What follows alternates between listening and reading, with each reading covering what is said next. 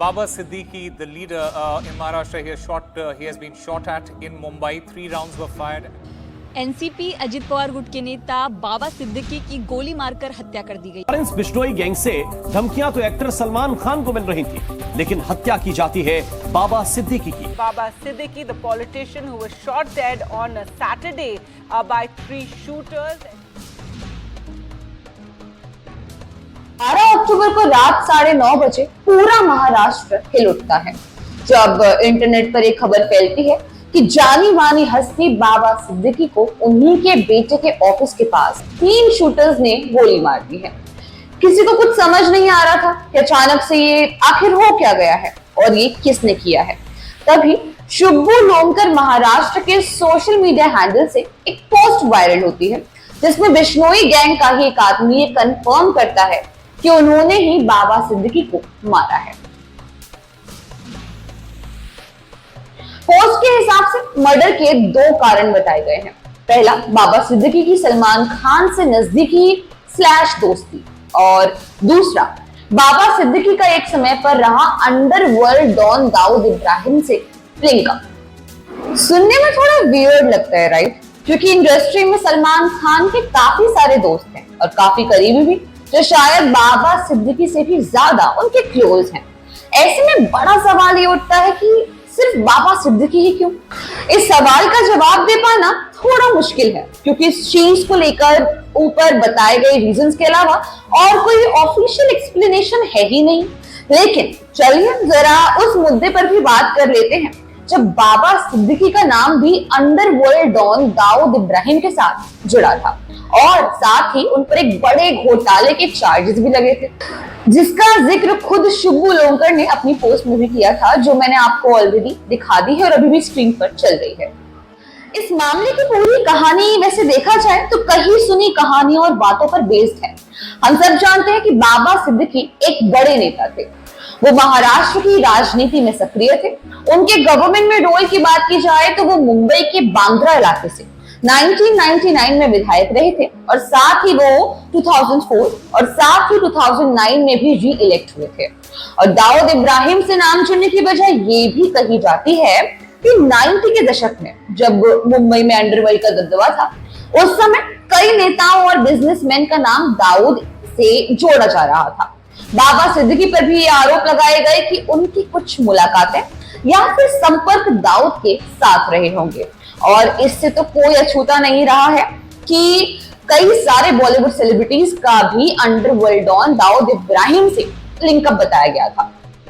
हालांकि बता दें कि इस मामले में कभी कोई ठोस सबूत सामने नहीं आए और ना ही किसी जांच एजेंसी ने बाबा सिद्दीकी के खिलाफ कोई ठोस केस बनाया। ऐसे मामलों में अक्सर लोग अफवाहों पर भरोसा कर लेते हैं और कुछ मीडिया रिपोर्ट्स ने भी इसको बड़ा चढ़ाकर दिखाया, जिसकी वजह से आज भी ये सारे किस्से लोगों के बीच सुर्खियों का विषय बने रहते हैं। हालांकि बाबा सिद्दीकी ने हमेशा इन आरोपों को नकारा है और कहा है कि उनका दाऊद या किसी भी अंडरवर्ल्ड गतिविधि से कोई लेना देना ही था नहीं।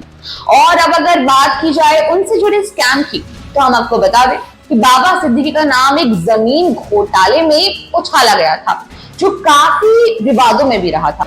अब ये मामला तब का है जब बाबा सिद्दीकी महाराष्ट्र के बांद्रा इलाके से विधायक थे और मुंबई की राजनीति में एक प्रभावशाली व्यक्ति थे।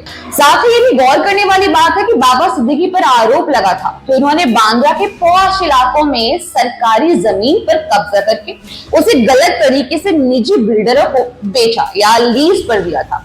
ये जमीन स्लम रिहेबिलिटेशन स्कीम SRA के तहत आती थी, जिसका मकसद गरीबों को रहने के लिए मकान मुहैया कराना था। लेकिन आरोप ये थे कि जमीन का इस्तेमाल बिल्डिंग्स बनाने के लिए किया गया था, जिसमें महंगे फ्लैट्स बेचकर अपने लिए जो कि है अच्छा मुनाफा बाबा सिद्दीकी ने कमाया था। और तो और इस केस में बाबा सिद्दीकी पर यह भी आरोप थे कि उन्होंने अपनी राजनीतिक ताकत का इस्तेमाल करके नियमों को तो तोड़ा ही तोड़ा है, साथ ही सरकारी जमीन पर अवैध निर्माण की इजाजत भी दी। इससे गरीबों का फायदा कम हुआ और बड़े बिल्डरों का फायदा ज्यादा हुआ। हालांकि बाबा सिद्दीकी ने इन आरोपों को हमेशा खारिज किया और कहा कि उन्होंने किसी भी घोटाले में कभी हिस्सा लिया ही नहीं। साथ ही ये सारे जो आरोप उन पे लगाए जा रहे हैं गलत है और महज एक राजनीतिक प्रोपेगेंडा है। उनका तो ये कहना था कि उन्होंने सिर्फ गरीबों की भलाई के लिए काम किया है और जो भी आरोप उन पर लगाए गए हैं वो सरासर गलत है। इस मामले की जांच हुई लेकिन कोई ठोस कार्रवाई या सजा बाबा सिद्दीकी के खिलाफ कभी भी नहीं सुनाई गई। फिर भी ये मामला उनकी छवि पर असर डालने वाला साबित हुआ और लोगों के बीच काफी ज्यादा चर्चाओं का विषय बना रहा। इवन आज तक इस बारे में डिस्कशन किया जाता है।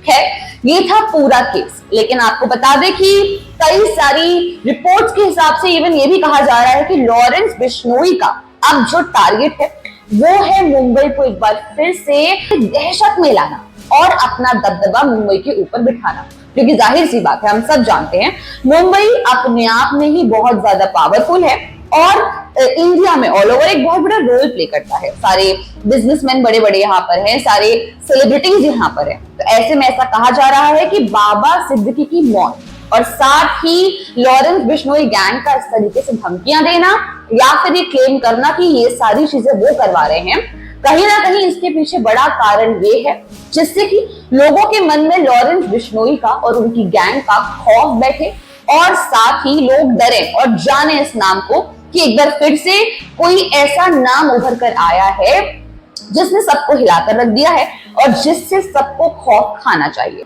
आप भी इस वीडियो पर अपने व्यूज कमेंट सेक्शन में कमेंट कर जरूर शेयर कीजिएगा और बताइएगा कि आखिर वाकई में लॉरेंस बिश्नोई गैंग खौफनाक गैंग बन जाएगी या फिर ये भी एक किस्सा बनकर रह जाएगा। जो भी आपकी राय हो बताइएगा जरूर।